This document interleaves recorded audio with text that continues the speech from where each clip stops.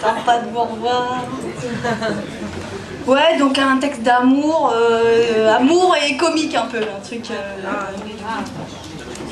ouais, voilà. Elle se paie ses études de gestion et rêve un jour d'une paye de patron.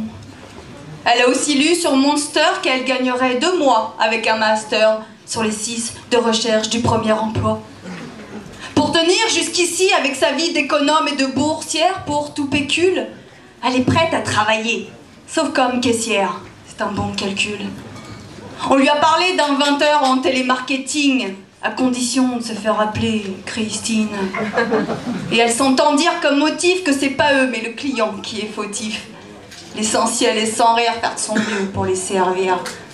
Elle s'emploie à ne pas cracher sur leur mère, préférant filmer leurs arguments publicitaires. Elle, en guest star au générique, punit ses connards télégéniques.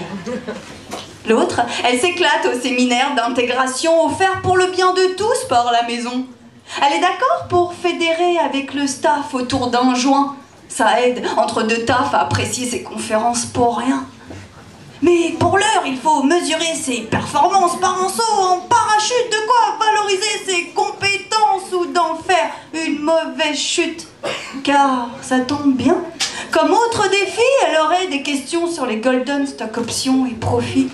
Donc, dans la masse des réactions attendues, les plus crasses sont entendues. Il y a les regards qui demandent pardon, et elle s'égare, doudou, dis donc.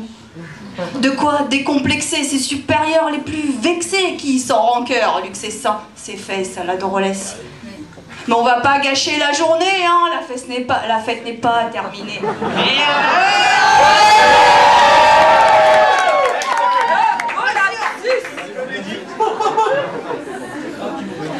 Et l'envie de se venger, d'aller au bal masqué. Oui.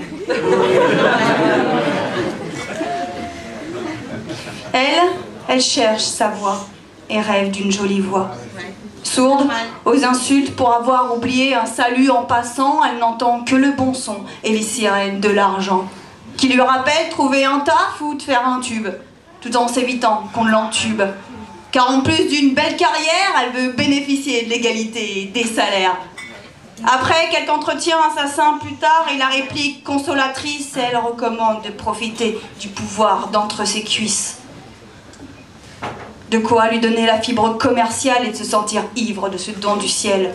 Le tapin, à l'occasion comme rémunération de secours, rend les plus taquins, plein de compassion pour son parcours. C'est ça ou le mépris de se vendre au meilleur prix.